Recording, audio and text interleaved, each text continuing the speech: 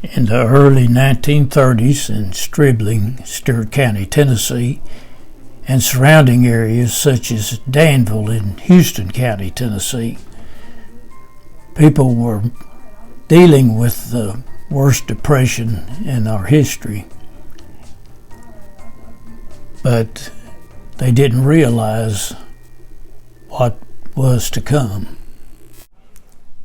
In 1930, living in house number 15 on Stribling Road was the Burt Booker family. Burt was a barrel hoop maker. His wife Mary, a son Ray, a son James, Rebecca, a daughter of 15, Bill, and Johnny B. At the time, many of the younger people, when they would get, had all of the rough living that they wanted after the Depression. So many of them started moving north to find better work and better opportunities. That's what most of Bert's sons and daughters did. Many of them went to Cleveland, Ohio. They went to Detroit, Michigan, St. Louis area. A lot of them at that time didn't have enough money to buy a train ticket, and they would the men would hobo. I know my dad hoboed to Cleveland a few times, and he would tell tales about the different things that would happen to him on the way. I remember one time he told me about he asked a farmer if he could stay all night. He said the farmer said, "Yeah, you'd have to sleep in the barn." So he went into the barn and he couldn't see anything. It was just pitch dark. So he said he found something real soft. It was a kind of a box light. So he crawled up in it and slept in it overnight. Got up the next morning and it was he was in a casket. Now he told me he always made up a few stories, so I'm not sure that's true. But anyway, but they had a hard time at that time, and they went north to try to better themselves. Early morning, 1936, in Detroit, Michigan, they found a body, bullet-riddled body of a WPA worker, Charlie Poole. Investigation was begun, and it found that he had been killed by members of the Black Legion. A little background on the Black Legion. This is from encyclopedia.com. Part of a native fascist movement that grew to menacing proportions in the United States in the midst of the economic crisis occasioned by the Great Depression. The Black Legion stood out as an American counterpart to the rise of Nazism and fascism in Europe, probably started in Ohio in 1931 by a group of former Ku Klux Klan members who dyed their robes black after their expulsion from the group. The organization experienced its greatest success in the industrialized regions of Ohio, Indiana, and Michigan. Though claiming as many as 6 million adherents, it is more likely that around 40,000 different individuals joined the Black Legion over time before legal investigations and prosecutions led to its collapse in 1939.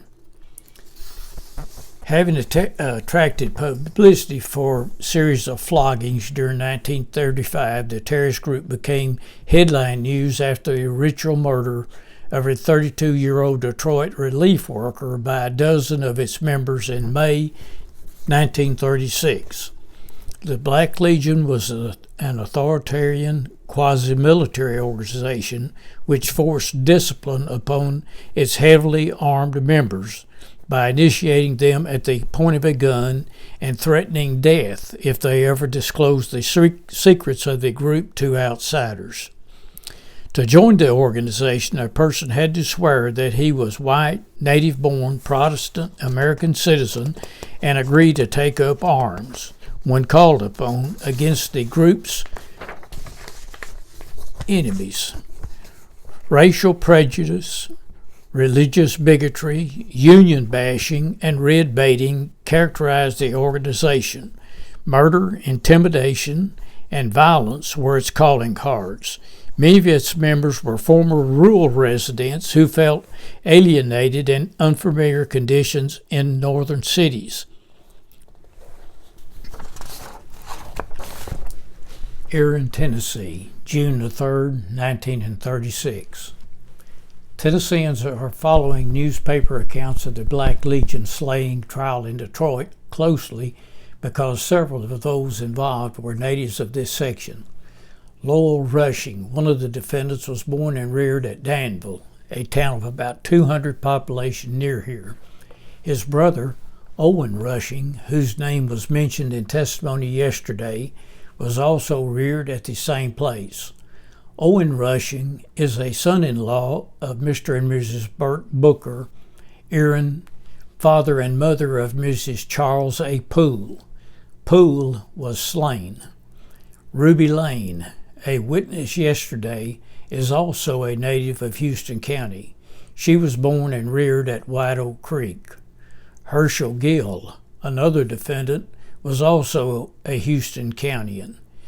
The mother of Lowell Rushing, Mrs. Dave Moore, lives on Hurricane Creek. She married again after her first husband died. Detroit, Michigan, June 3, 1936. The trigger man reveals the details of an execution at end of a one-way ride. Dramatically from the witness stand, Dayton Dean, the squat executioner of the Black Legion, today declared he blazed away with 2 guns at Charles A. Poole, a young WPA worker, on the night of May 13th, when a mob of hooded legionnaires took the victim out to the lonely country road and shot him to death because they heard gossip that he beat his wife. Dean was testifying on his own initiative in an examination of 13 black legionnaires charged with the murder of Poole. A pin could be heard dropped in the crowded courtroom as the Legion's 2-gun triggerman callously and calmly confessed publicly that he was the slayer of Poole. Calmly confesses. Dean described details of the crime in a clear, matter-of-fact voice, as if he were telling about watering the garden or doing any routine job. Dean said Harvey Davis, a colonel in the black hooded organization, told him it would be best to hang him. Poole, he meant. Immediately after taking the stand over objections of his counsel, Dean was silent for a minute, and the court asked him if he wanted Prosecutor Duncan C. McCrae to question him. Nodding, Dean said under questioning, Davis told me Poole had broken his wife's ribs and blackened her eyes. He said there would be a meeting that night and told me to be there. He said he would take Poole out. Announcement by Prosecutor McCrae that Dean desired to testify came after the state had completed its presentation. Before Dean could take the stand, his attorney, Bernard Cruz, told the court he desired to withdraw because his client was acting contrary to his instructions. Dean said that prior to the meeting of the band, he went to Davis's home where he learned that Poole had been invited to attend a Sandlot baseball club meeting that night.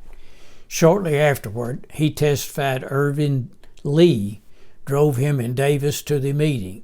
En route to the hall, he said Davis remarked that Poole would be hanged. Lee replied, he said, "Yes, either that or shoot him." Dean related that after reaching the meeting hall, Davis made a speech asserting that Poole had beaten his wife and asking what should be done about it. Some said whip him, some said hang him, and some said shoot him, Dean testified. Then Davis ordered me and Lee go get Poole and bring him in, and asked for volunteers to go with us. "You say Davis ordered you. Why did you take orders from Davis?" asked Prosecutor McRae. "He was a colonel." The witness then went on to tell about the one-way ride out into the country. Dean said, "I pointed both my guns at Poole and said, 'Poole, get out of that car.' He said, 'Okay,' and got out." Davis said to bring him over to him and told him that he would never have a chance to beat his wife again. "You must have me wrong." Poole told him, "My wife's in the hospital." When Davis stopped talking, I thought he was through with him, so I started shooting because I was supposed to. Dean told his story in a matter-of-fact way, slouching down in the witness chair. "Lee shot too," he continued, "and Davis was supposed to have had a gun too." Dean said Poole did not say a word after the shooting started. "He fired 7 or 8 times, Dean said, because I was nervous, I guess." Dean told of returning to the city where some of the group went to a beer garden. This is an exclusive story by Mrs. Dayton Dean, former wife of the trigger man in the Black Legion slaying. Here, this is Detroit, Michigan, June the 3rd, 1936. "I have taken the oath of death at the point of a gun. I took the oath because I was forced to. For 2 years I had the unfired bullet, which was the badge of membership. I am the former wife of Dayton Dean, now held in the murder of Charles A. Poole, a murder which the Black Legion ordered, according to police. When I was living with Dayton, he was a big shot in the Black Legion. As Dayton's wife, it became necessary for me to become a Black Legionnaire, a BL, as we said. I worked in their church, was captain of the North End Women's Organization. But I threw that bullet into a ditch a year ago. I had learned what the Black Legion really was. I have been threatened repeatedly. I was initiated into the Black Legion in the first place because as Dayton's wife, the boys thought I knew too much. Not more than 48 hours ago, a Black Legion member who I had not seen for some time pressed his unfired bullet of membership into the palm of my hand when he greeted me. He gave me another warning. I am telling my story because I hope and pray that not only the men who actually shot Charles Poole will be punished, but that a dangerous group of men drunk with power and importance will be disclosed." It mentions higher-ups. "I hope the higher-ups who gave the Black Legion that feeling of security will be exposed. Then, and only then, will come the end of the Black Legion. I suppose I knew more about the activities of the men than many of the wives in the Black Legion. That is because Dayton loved to boast, and he was so thrilled at his power and position that he could not contain himself. He was terribly proud of his position. But I suppose I ought to begin at the beginning. I had been married to Dayton for 9 years. We'd both been members of the KKK for some time. Dayton was also active in the National Guard, but in the spring of 1933, he seemed to lose interest there. He always had a lot of guns around the house, and for a long time he owned a .45 caliber Army automatic. He loved to sit on the back porch and oil them and sight them, through them. One spring night, a man by the name of Whitney Fleming came to our house. He used to be a special deputy for George Walters when Walters was sheriff. He told Dayton he wanted him to go to a Klan meeting.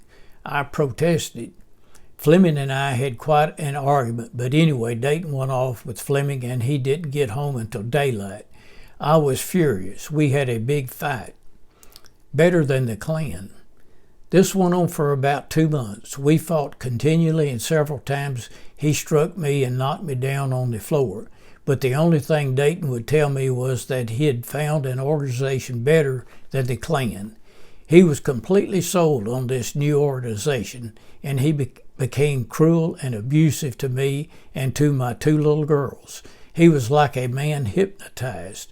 He just raved about this new organization. When I demanded to know what it was all about, he told me to mind my own damn business.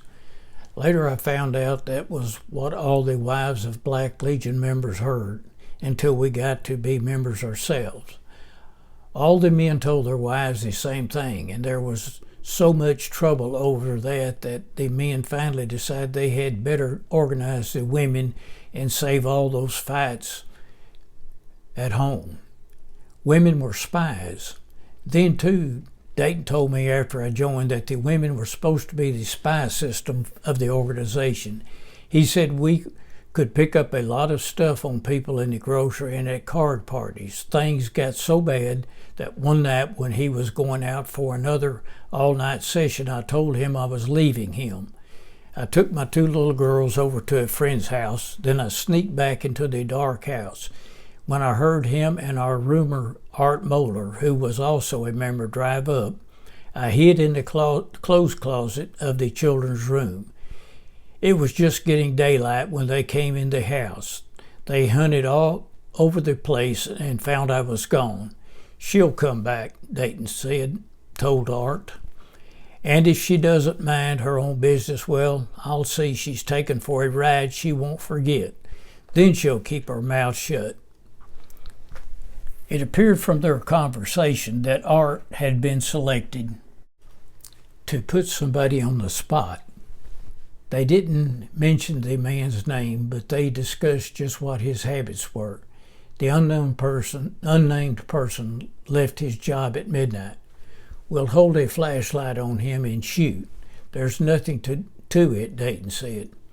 I rushed out of hiding and I yelled, "You murderers!" Dayton got down on his knees and cried and promised they'd never hurt me. He said he was sorry and it would never happen again. We quarreled the rest of the night. I said I'd go to the man and warn him, and Dayton promised me he'd give up the Black Legion and never see any of them again. But next afternoon I knew different. I knew he had gone right to somebody and told them what I had overheard. I met Albert Swanson on the street near our home. He was a member too.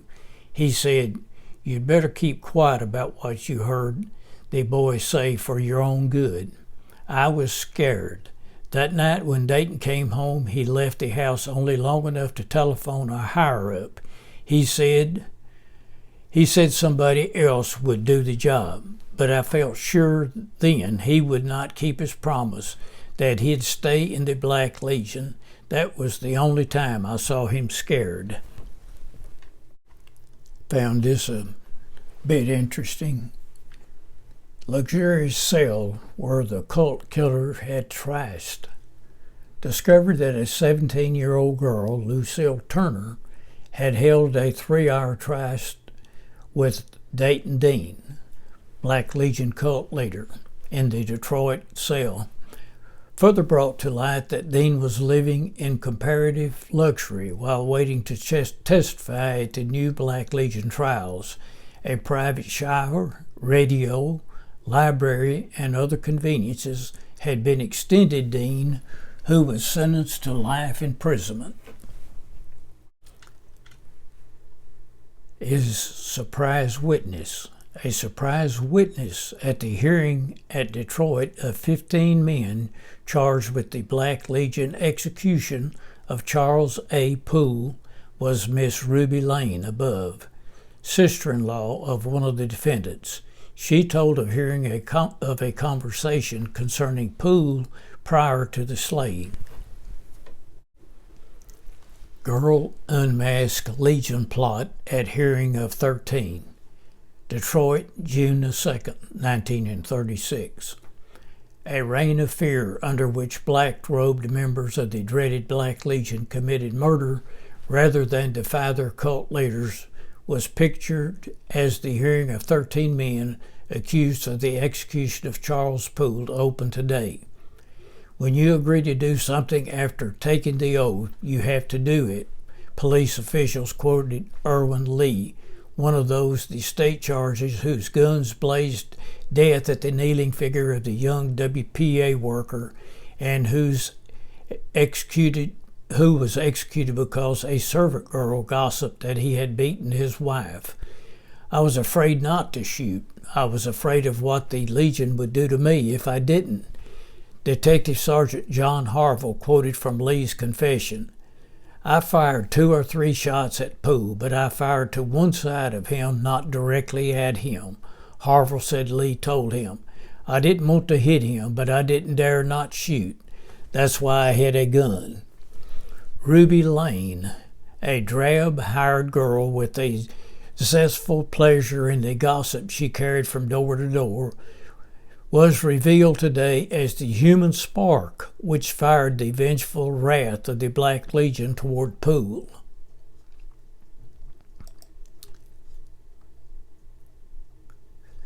Called to testify before Common Pleas Judge Walter W. Libby, she took her place in the witness stand and drawled her role in the tragedy in the vernacular of her native Tennessee mountains.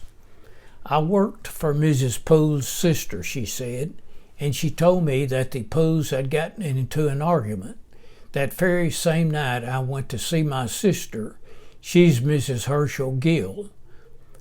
Harvey Davis, he came in while I was there, and I just told him what Mrs. Rushing had told me about Rebecca being moved. Her husband and her was quarreling. He'd been fussing her and abusing her, and she's going to have a baby. Harvey Davis, he got real mad and said a man who would do this to his wife ought to be took out and beat up. Harvey asked me if Owen Rushing was at home, and I told him yes, and he and Herschel went away. When I got home, I asked Owen if Harvey Davis had been there and told him Harvey was down at Herschel's, where I was telling about Charles and Rebecca's troubles, and they said something ought to be done about it. Owen told me he'd been there, and Lowell, his brother, said, "Phooey, he's just a big blow." Lowell Rushing, Harvey Davis, and Herschel Gill are 3 of the 13 on trial. While being held in a detention home, Mrs. Ruby Lane was interviewed by a newspaper reporter. Detroit, Michigan, June the 4th. Mrs. Ruby Lane relates story of strange case. Puzzled by the tragic developments which engulfed her and her girlhood chums from Danville, Tennessee, 31-year-old Mrs. Ruby Lane related her strange part in the Black Legion today. Held in a women's detention home under $10,000 bond as a material witness in the slaying of Charles A. Poole, WPA worker, the demure Danville woman expressed bewilderment at the turn of events and a longing desire to return to her home on the Tennessee River. I came to Detroit from Danville in January, she said. I have a brother and a sister here and have a few other friends I used to play with in Danville when we were kids together. My sister Agnes, she's the wife of Herschel Gill. He's accused of taking part in the killing of Charlie Poole. Down in Tennessee, things weren't so good. My parents are poor, and the 9 of us children had a mighty hard time getting along. My father, John Weeks, rented a farm about 2.5 miles out of Danville on the Tennessee River and raised corn and hay. We had to walk so far to the old Bethlehem school that I didn't get much schooling beyond the 6th or 7th grade. Mrs. Lane replied to questions about her relation to other defendants and principals in the local and state investigation into the activities of the Black Legion with the explanation, "Well, I've been married twice. My first husband, Alton Parker, and I got married in 1929, and he died 2 years later down home. He used to be a clerk in a store in Stribling. That's not so far away. Then I married Bert Lane. We're separated now, and I understand he's working on his father's farm near Danville. There were 9 children in our family: Mark, who's working here in Detroit, and Agnes, who is Mrs. Gill. Then there's Robert and Carrie. Carrie's Mrs. Martin Triplett, and she lives in Danville, too. And Gladys, who's Mrs. Curtis Owens of Paducah, Kentucky, and John Ella, who's Mrs. Fred Ballard of Camden, Tennessee. John Ella was christened after my father and mother. Then there's Herschel. He's in Memphis, and Theo Weeks. Theo works on a boat up and down the Tennessee. I went to school with Owen and Lola Rushing. Marcia Booker is Owen's wife, and she's from Danville, too. Marcia's Rebecca's sister, and Rebecca married Charlie Poole, who came from Kentucky. The only other ones I know are Harvey Davis and Irvin Lee. They're both from Danville, and Harvey used to work on a farm near Danville, and the same as Owen and Lowell did. It seems as though things happen so strangely up here. All I know about the case is what I testified to in court. I heard tell that Charlie had trouble with Rebecca, and that Harvey said something about something ought to be done about it. All I know is that the climate up here doesn't agree with me. I aim to help get the case over as soon as I can and go on back home. While Mrs. Lane told her story, Dayton Dean, confessed triggerman in this slaying, told the amazing story of how Poole met his death on a lonely gully road in Dearborn, a suburb of Detroit. His confession in open court was the latest in a series of dramatic events which have drawn the nation's attention to the hooded band as its activities in the industrial center. Jury hearing the Black Legion murder case. From left front row, Edgar F. Schlee, Mrs. Sophia Bailey, Ernest G. Bloomfield, Gail E. Young, Benjamin Hunsaker, James Zepke, Mrs. Catherine S. Bala. Rear row, Raymond Corte, Robert J. Benjamin, Jr., Charles Getta, Dorothea Hahn, Mrs. Bessie Bissell, Jack W. Brown, and Harry E. Martin. Lawyers examined 439 prospective Vitterman at Detroit before the jury was selected. 11 Black Legion members found guilty. 7 to get life imprisonment on first-degree murder convictions, remaining 4 convicted on second-degree charges.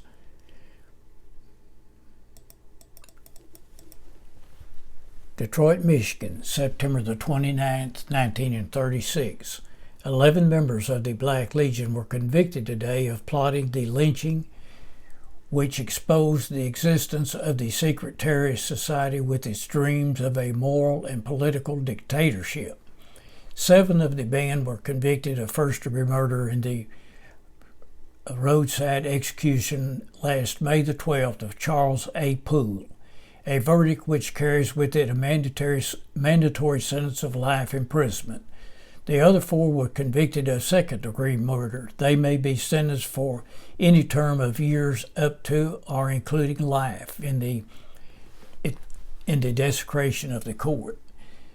The jury of 9 men and 3 women filed back into the heavily guarded courtroom of Circuit Judge Joseph A. Monahan with the verdict 1 hour and 25 minutes after beginning deliberation. Mrs. Rebecca Poole, a pretty 21-year-old widow of the man who was killed because of false gossip, and he mistreated her, was among the spectators who waited tensely for the verdict. Those convicted of first-degree murder were Colonel Harvey Davis, Irvin D. Lee, Paul R. Edwards, Edgar Baldwin, and Urban Lips, all of whom were present when Poole was shot to death by Dayton Dean, as he pleaded vainly that there must be some mistake. Lowell Rushing, accused of instigating the plot to straighten Poole out, and John Batterman, charged with setting out for the death scene with a rope with which Poole was to have been hanged. Dean, who had pleaded guilty to murder, testified as a state witness that he opened fire on Davis's orders when an open drawbridge prevented Bannerman from joining the necktie party. The jury convicted Thomas R. Craig and Virgil Mara of second-degree murder, and Judge Moynihan found Albert Stevens and John S. Vincent, who had waived trial by jury, guilty in the same degree. The four were implicated in the Black Legion meeting preceding the killing, at which the state charges the death plot was formulated. A 12th defendant, Herschel Gill, was acquitted. The jury, having accepted the suggestion of Assistant Prosecutor Chester B. O'Hara that there was no evidence Gill knew Poole was to be killed, 15 cases against the Black Legion, ranging from floggings and arson to murder conspiracies and alleged coup d'etat plot to seize federal building and arsenals, still are pending.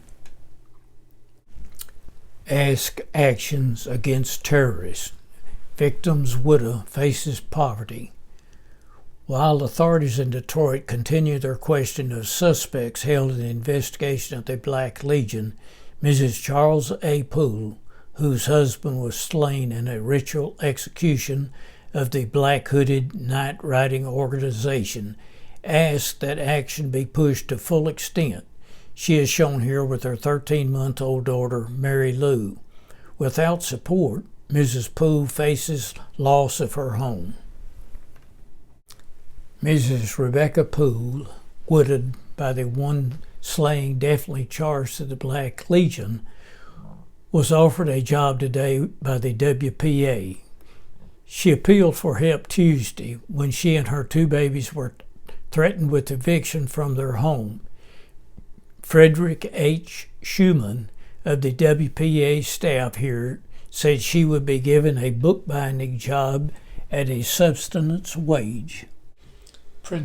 Tennessee principals in the Black Legion case. Seen above left is Lowell Rushing, a Tennessean of near Erin, defendant in the Black Legion slaying case, who was found guilty of first-degree murder today. Next to him is Herschel Gill, another Tennessean who was acquitted. Urban Lips, another defendant shown here, was also found guilty of first-degree murder. Seen below is Mrs. Rebecca Booker Poole, another Tennessean and widow of the Young Detroit WPA worker for whose death 11 were convicted. Charles Poole.